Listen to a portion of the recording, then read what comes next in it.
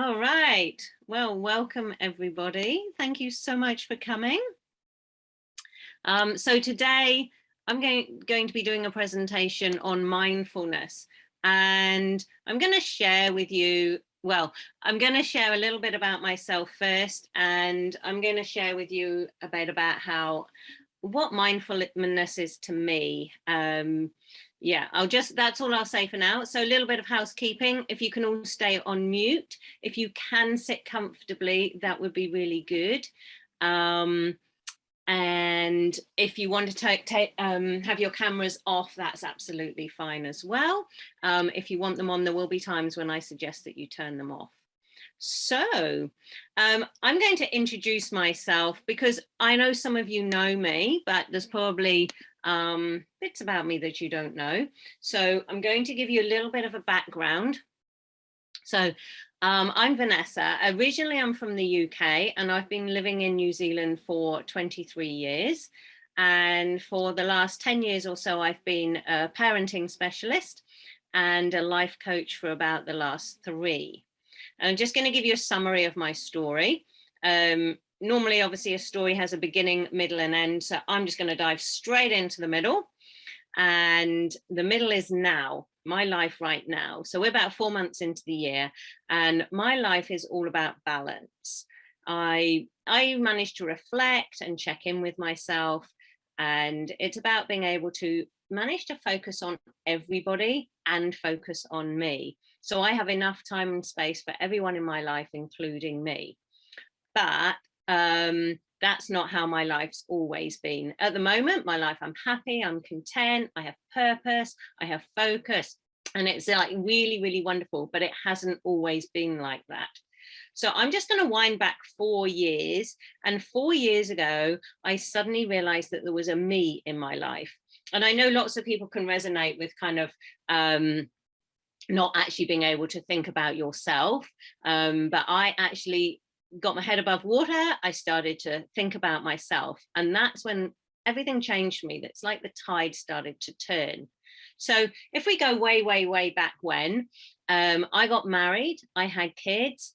I didn't even know I was going to get married. I was told by a friend that my husband had said that I was getting married. So there was no plan. There was no thinking about it, no discussion. I didn't even know if he wanted kids. But I know that's how life is for a lot of people. You don't have a plan, life just happens. So we got married and went traveling, and we had a child, which was great for me because I love kids, always wanted kids. And then we had a second one.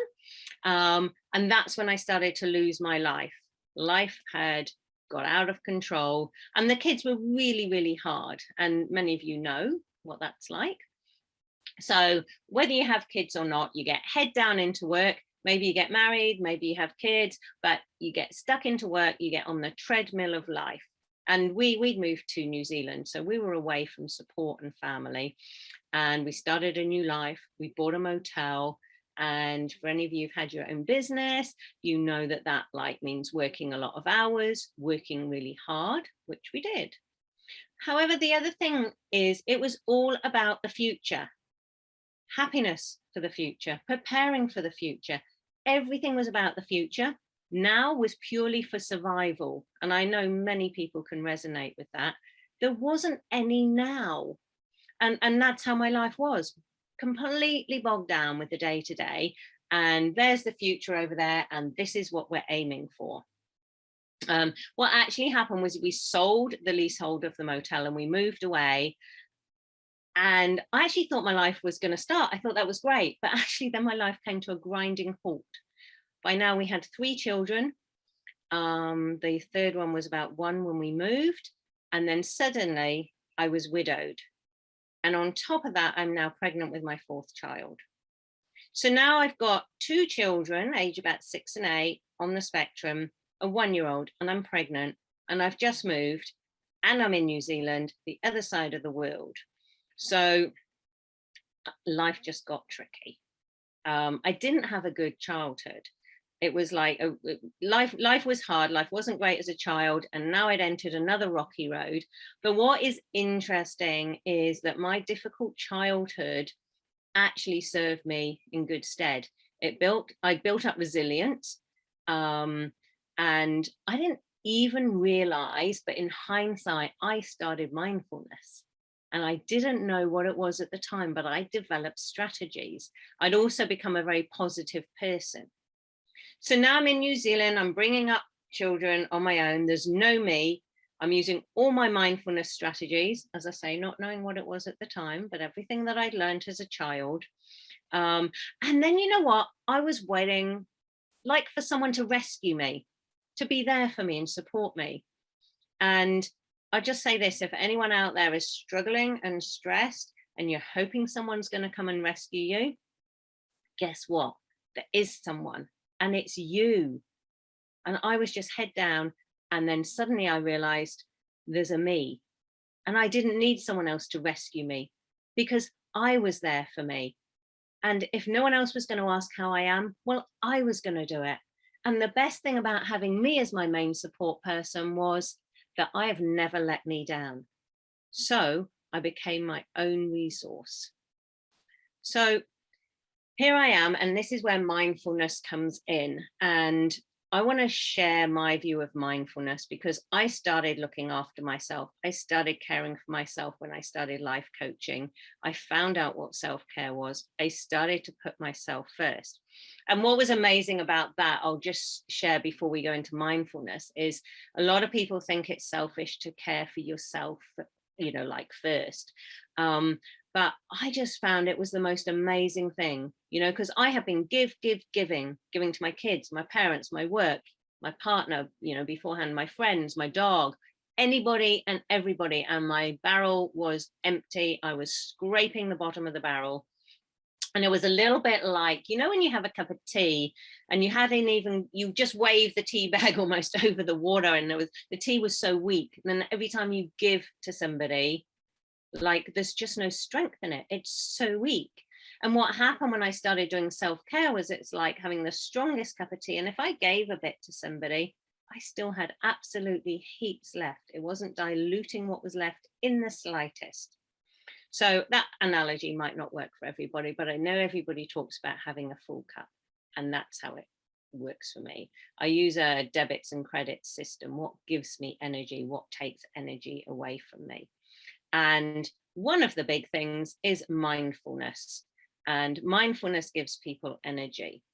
So I'm going to move on to what is, oops, wait, that was about me. Okay, what is mindfulness? Mindfulness is the awareness of our thoughts and our emotions.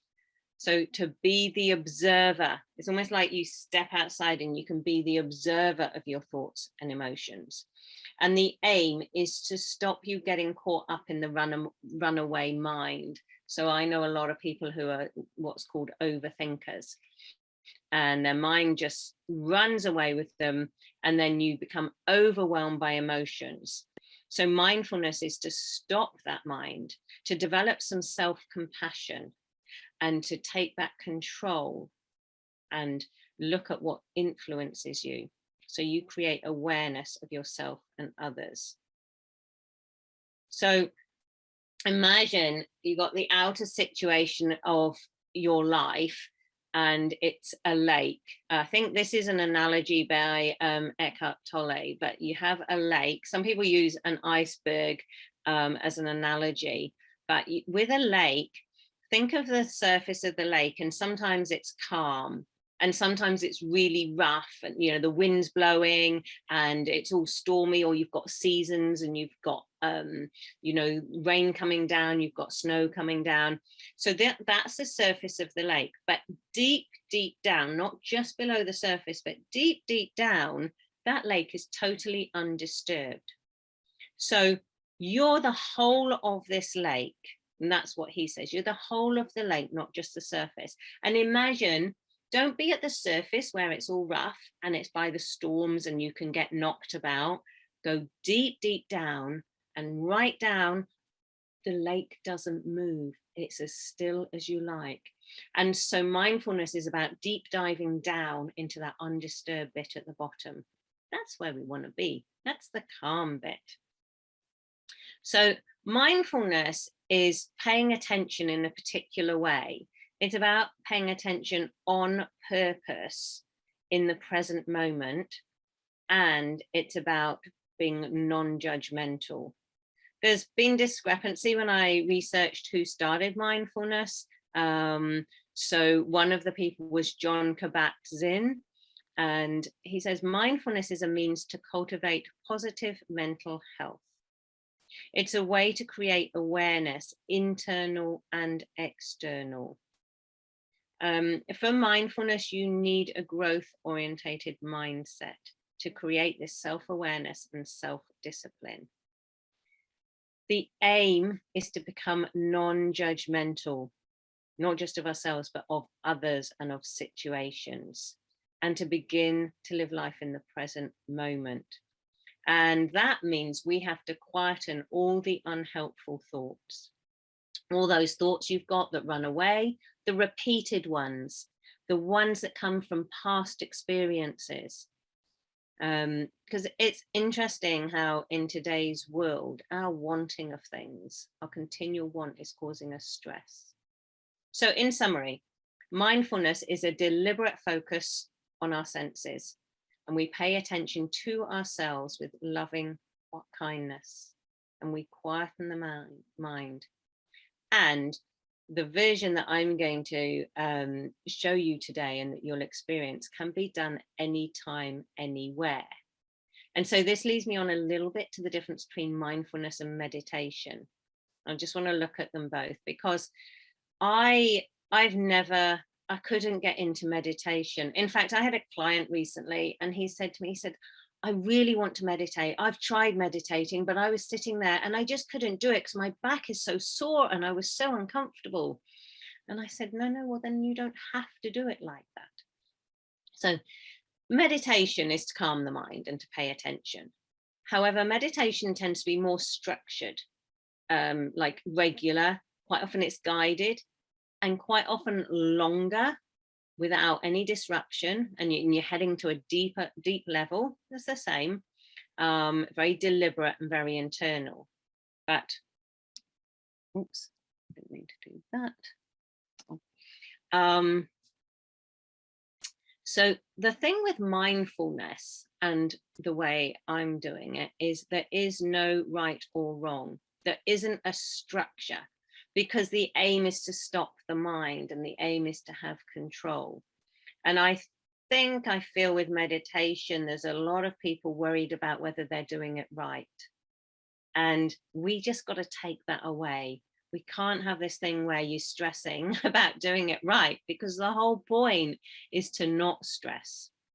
So, and also when you're doing it, you need to be a little bit more lenient on yourselves. Like, your mind is going to go off focus. Your mind is going to wander. Of course it is. We need to train it. And that's what we're doing. And also with the one that I do, there isn't any vocalizing. So we don't need to do that. So what I want to invite you to do now, and you can turn your cameras off for this, and this is just a 2-minute. Now this, what I'm going to do now comes from a course I did called Positive Intelligence. And just put your thumb, look at the screen for a minute and put your thumb and forefinger together very gently like this. And then I want you to close your eyes and be comfortable. And I'm going to tell you what you need to do. So just sit yourself comfortably as you can now and have your back straight and your head straight and your chest open and your feet flat on the floor. And it's best to close your eyes. And what you're going to do is we're going to do sense of touch. Put your thumb and forefinger together and just rub them very, very gently. No, not much pressure, just very lightly together. So you can feel the ridges of your fingerprints. Round and round. I do it in little circles, round and round. Just focus on this.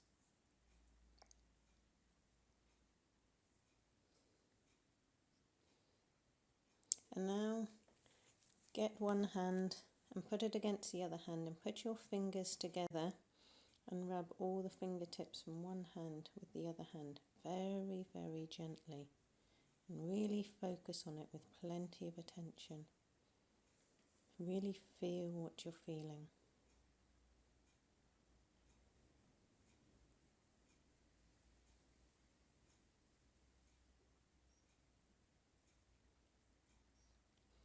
And now put your right hand on your stomach and just notice the rising and falling of your stomach as you breathe. Just focus.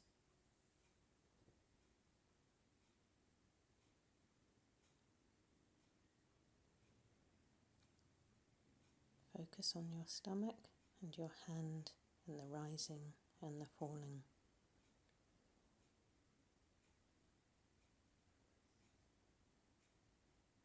And now you can stop and you can open your eyes. All right. If you want to put your cameras back on, you can. If you want to keep them off, that's fine. So I'm just going to move on and talk about the benefits of mindfulness. So as I mentioned earlier, there's many people are overthinkers, and their brain just keeps going and they keep thinking, and it's, I don't know, the term everyone's familiar with these days is going down a rabbit hole. And what happens is then people get overwhelmed, and then they bring into that self-judgment and have just no strategy for how to intervene. And this is wasting time, it's wasting energy, and this thinking can be problematical. So we need practical ways to deal with these difficult thoughts. With mindfulness, we're working with emotions. We're actually learning to feel emotions, and we're doing it without any judgment or analysis. So we're getting deeper, greater emotional awareness. Mindfulness is a really, really powerful discipline, and it actually helps to motivate people. It grows your resilience and it improves your focus. I know it takes practice and training, but it improves your focus the more you do it. You get better at it if you do it regularly.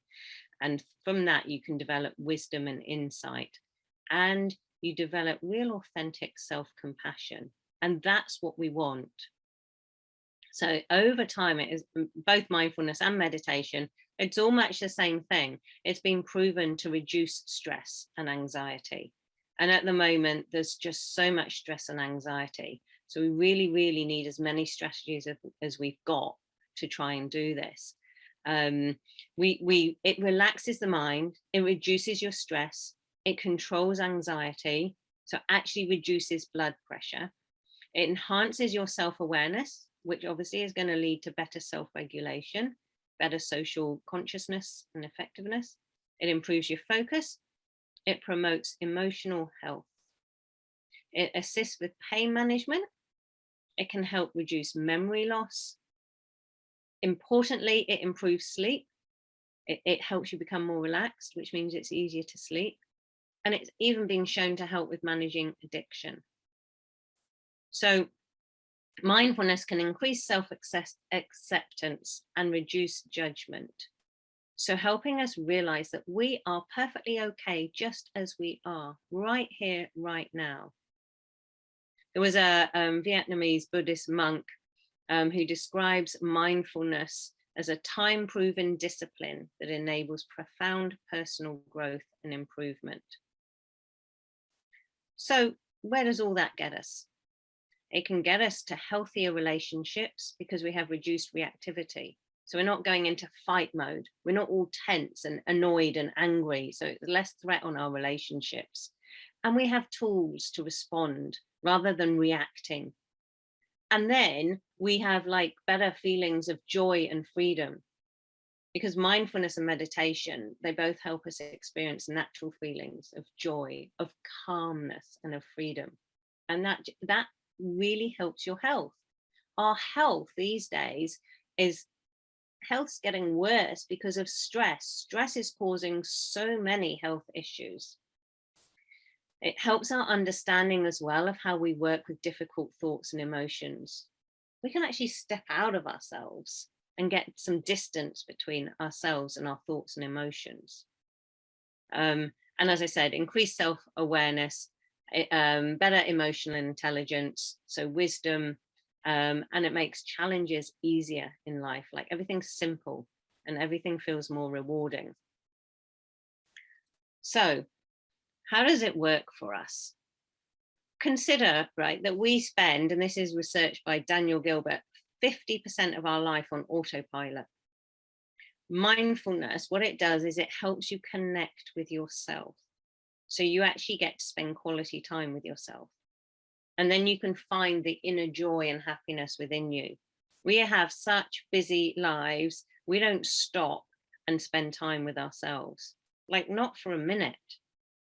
So awareness and attention are the key things you're aiming for with mindfulness, to focus, truly focus and think about your senses. And as I said before, it takes time and practice. So you need to be really patient with yourself. Just that 2-minute exercise you did focusing can be really hard. Your mind can wander, but with practice, it will get better. And when you do this, when you're focusing in the moment, you'll see when you do it, it takes you completely away from your worry about the future. You can't be thinking about the future when you're absorbed in yourself. And then you start to have more power over your mind. So you actually get to be able to disconnect from the chaos of your life. And then, of course, you've got more peace of mind. And the more you do this, the faster you'll be able to do it. You'll just snap into that mode the more you practice it. And when you do this, the more you do it, you'll start to notice your self-talk. Okay, you'll notice your thoughts. You can notice your negative talk. And this is so exhausting, all this negativity that we feed ourselves. So you actually start to change the content of your own inner world. And you start to become more the observer of your thoughts and emotions. So you've got a gap between them, and then you can start to manage them. You're not allowing this mind to run away. Too many people just let their mind run away and they just follow it wherever it wants to go. And it really doesn't end well. And then you'll see you have choice. You can choose who influences or what thoughts influence you. And you can learn that there's things within your control, and that's going to help your mental well-being. Because we actually realize we don't need to listen to that voice, especially those repetitive ones that go round and round. You can make peace with it. You can start to have better conversations, and you can have more self-compassion. So we have quite a critical voice, and we need to learn to question it. But quite a lot of the time it's unconscious, and then we have these feelings and we just react according to it. And that's why we've got this dysfunction, and we're not then aligned with who we are. So this is all about, we create self-awareness, we can become conscious of it, and then we haven't got all this drama going on. So it's like, one analogy is, when the sun goes down over the horizon, it still exists, it's still there. And this is what our inner voice is doing. It's still there, but it's not always in alignment with your values. And it gives you this negativity, negative thoughts, and it makes you feel insecure. So getting into the present moment is the door to awareness. So we don't want to be in the past. Okay, we don't want to be remembering all the past. We don't want to be living in the future, worrying about the future. We just want to live here and now. And that's what this does for us. So let's just talk about the practice of this mindfulness. You just did that 2-minute exercise. So that is done daily. It's done continually. That's only 2 minutes. You can do more, but that can be done anywhere, anytime. So what you want to aim to do with mindfulness is, it's not like how I saw meditation of, okay, I must now go and meditate and it must be half an hour. It becomes part of your life. So when you do it, so the one we did was with your fingers, that was touch. That's my favorite because I'm a that's kind of my love language, is touch, but you can do auditory ones, you can do visual ones. And so depending on where you are, like I can be walking down the street and I'll do a visual one, where you just really focus on something visual, or I'll do the sounds, really focus on the sounds. So you actually build this in as part of your life as you go about your daily life. You don't have to carve out half an hour, find somewhere to sit with a cushion and meditate. And it's actually really good to start by doing the really short ones, because it's good practice, because half an hour's a bit of an ask when you're not very good at really training, really focusing your mind. So what you do is build it into your life, make it a way of life. So whichever ones you like to do, if it's a touching one or a visual one or an auditory one. And when you're doing it, you also can do a body scan. Okay, and you can do this again at any point of the day and really, really focus on the physical sensations. Okay, feel your body. And if you want to do a body scan, start with your feet or start with your head and feel each part. And this is what it means to be really, really present. And so you cultivating this into your day and making it part of just what you do when you go about your day. Obviously, other things you can add into mindfulness is your breathing. And there's lots of types of breathing, whether you do square breathing, which is 4 in, hold for 4, 4 out, hold for 4. But you can really focus on your breathing, like as part of it or separately. And when you really, really focus on it, again, you're being 100% present to what's going on. And when you're doing this, you're non-judgmental. So even when you're learning and your mind wanders, don't judge it. It's fine. It's going to do that. Just bring it back to focus and just accept it. So what we're going to do now is I'm going to do a longer one for you and show you how a longer one goes. So again,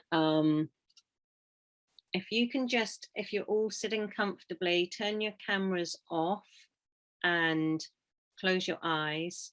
And I'm going to do a longer one for you. Please sit comfortably with your spine straight and relax. With your head straight, relax, your chest open and your feet flat on the floor. Please close your eyes. We're going to do a sense of touch. Rub 2 fingertips gently together with such a tension that you can feel the ridges on both fingers. Focus on this.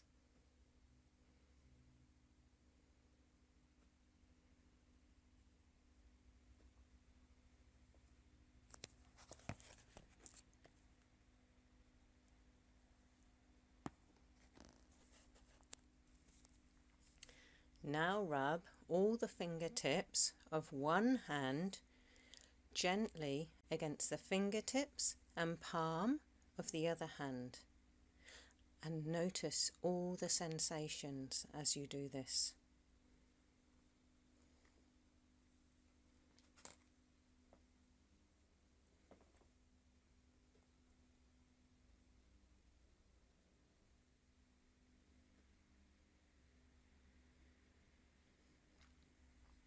Now put your right hand on your stomach and notice the gentle rising and falling of your stomach with each breath.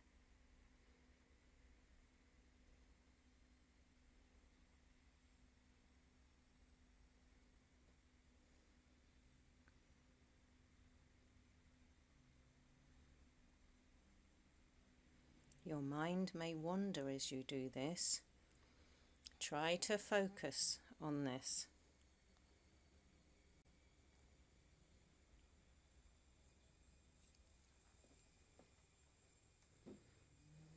Now you may open your eyes, stay sitting. Your mind may drift away as you do this, and this is totally normal and it's not a sign of failure. So when you realize your mind has drifted, just bring it back and focus. Now we're going to focus on visual. Pay attention to one thing in front of you. Become exquisitely aware of what it is that you're seeing. Look closely and focus on it. See colours and shades with great clarity.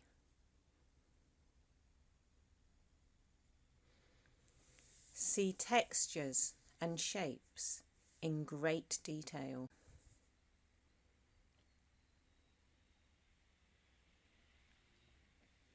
Any thoughts that pop into your head, let go of those thoughts.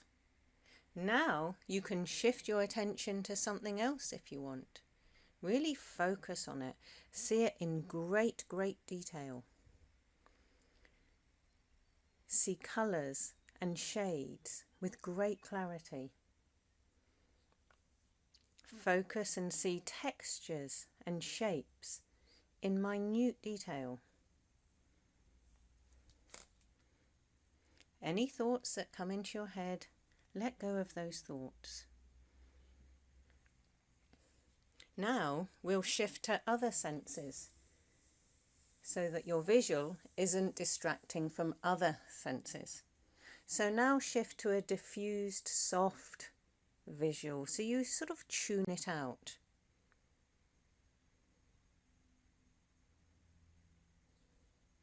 Now focus your sharp primary attention on your sense of touch. Touch something with your fingertips and really feel it. Feel the temperature of what you're touching.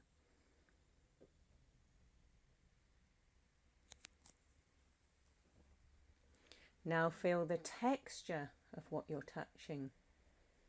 Really feel it and focus on it.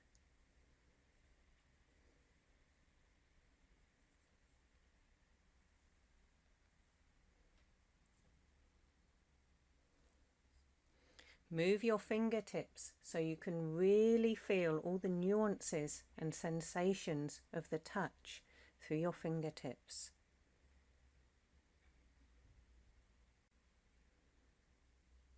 Really feel it.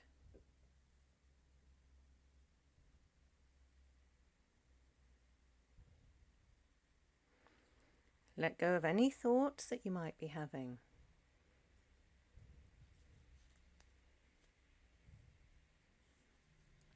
Now shift your attention to really feeling your body in your seat, occupying your seat, all the weight of your body on your seat.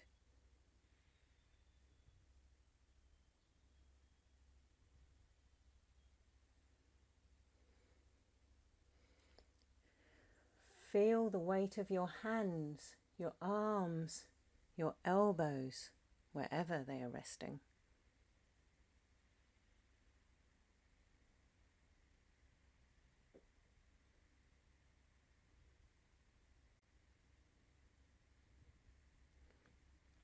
Now feel your feet on the floor. Try to find as many of your toes as you can. Perhaps wiggle your toes so you can find as many as you can.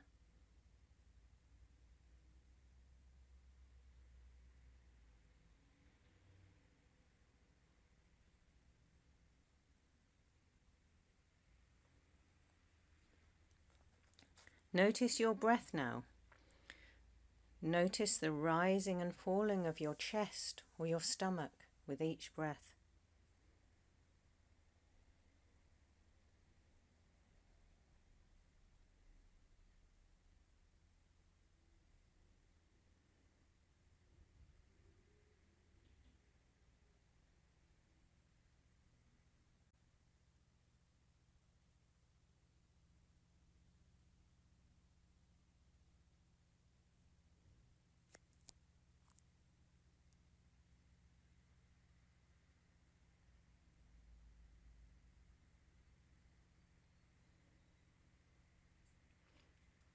Notice the temperature of air as it enters your nostrils and the temperature of the air as it exits your nostrils.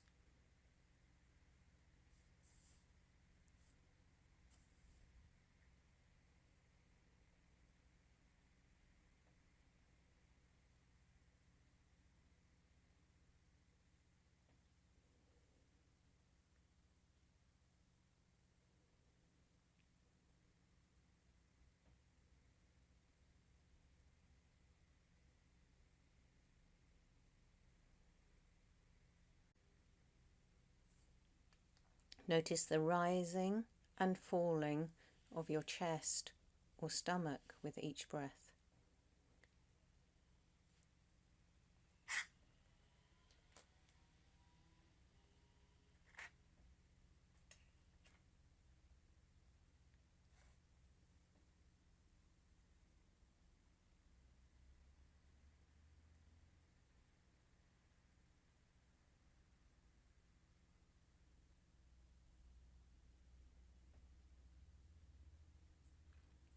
Notice the temperature of air as it enters your nostrils and the temperature of the air as it exits your nostrils.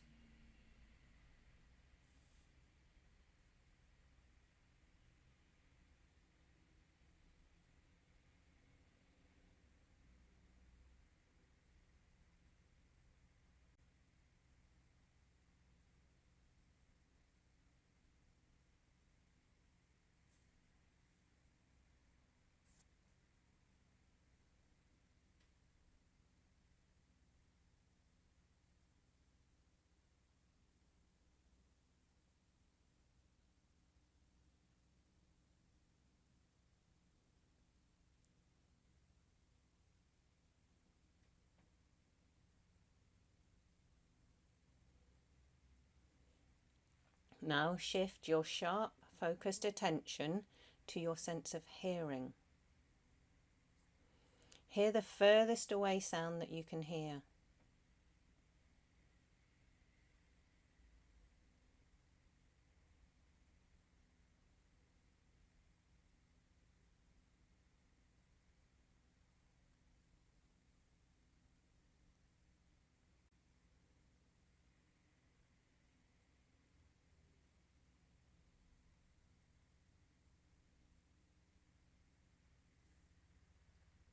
Now hear the closest sound that you can hear.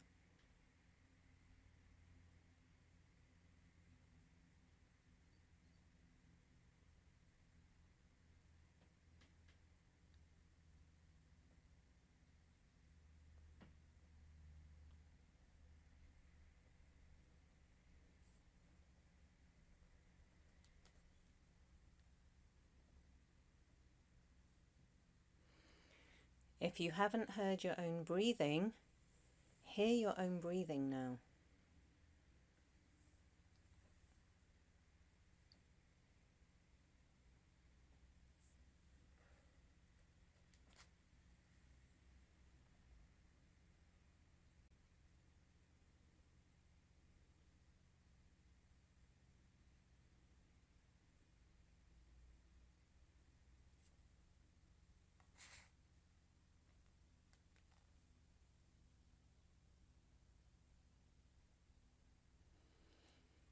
I'll be quiet for a little while now.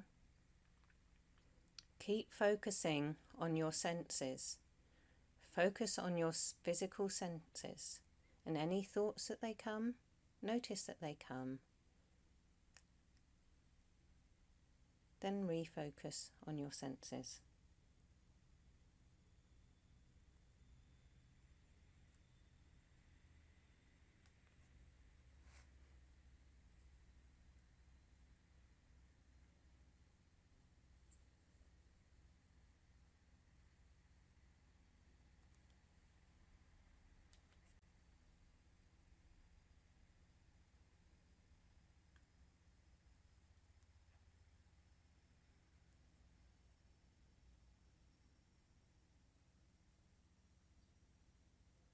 Let go of any thoughts you may be having.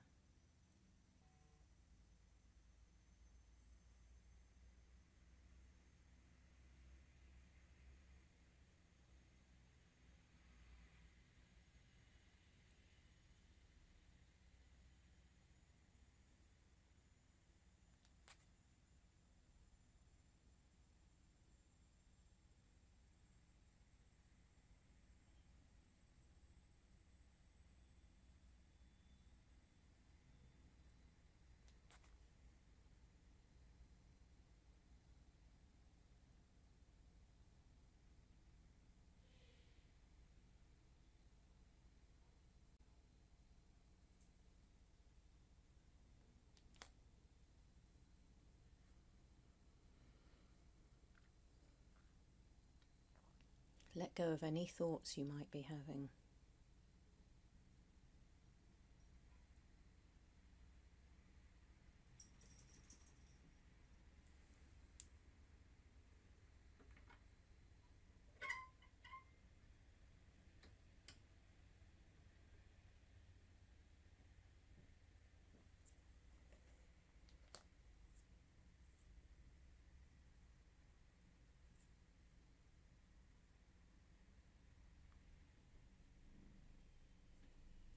Let go of any thoughts you might be having.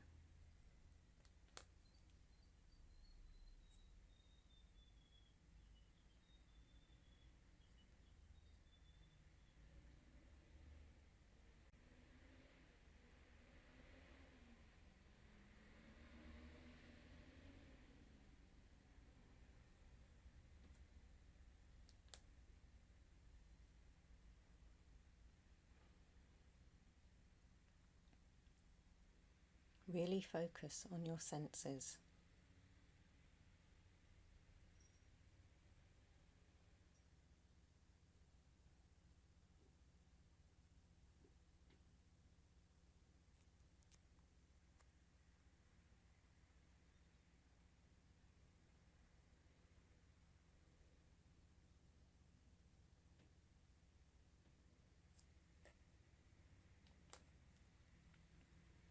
Great job. Well done.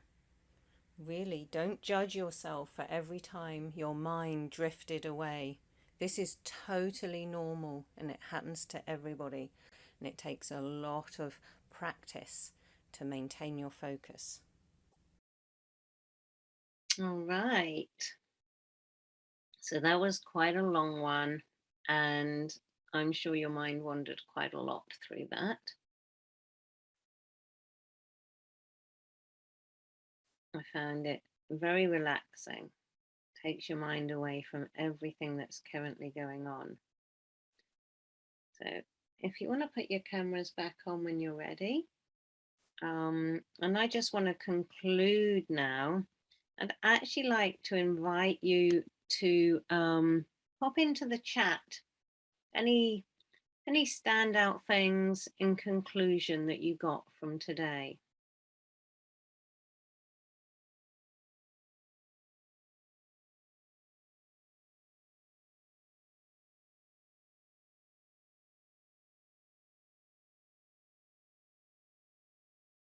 We'll just do a little summary.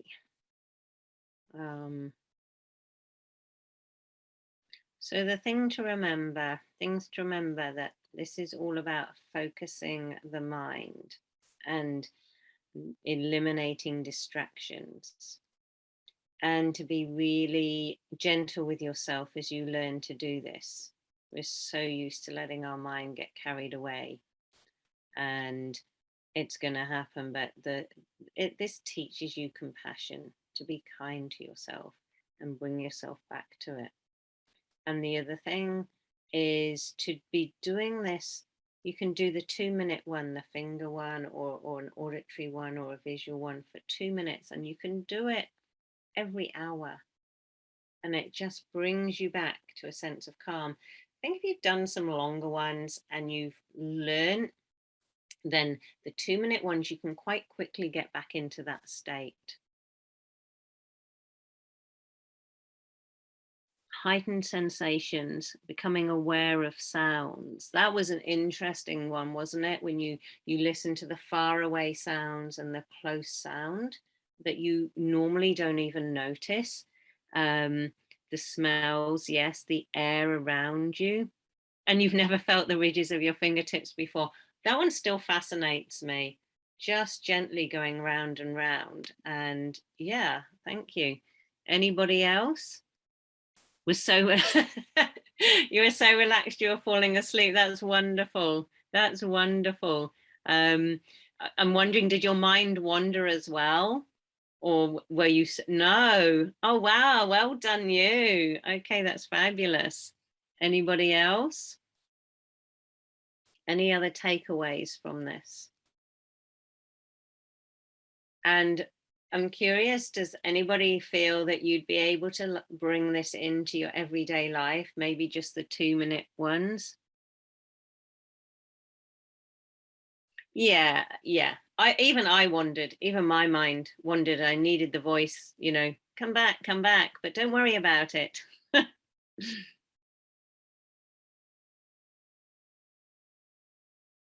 All right. Any questions that you want to pop into the chat, or we can wind it up there?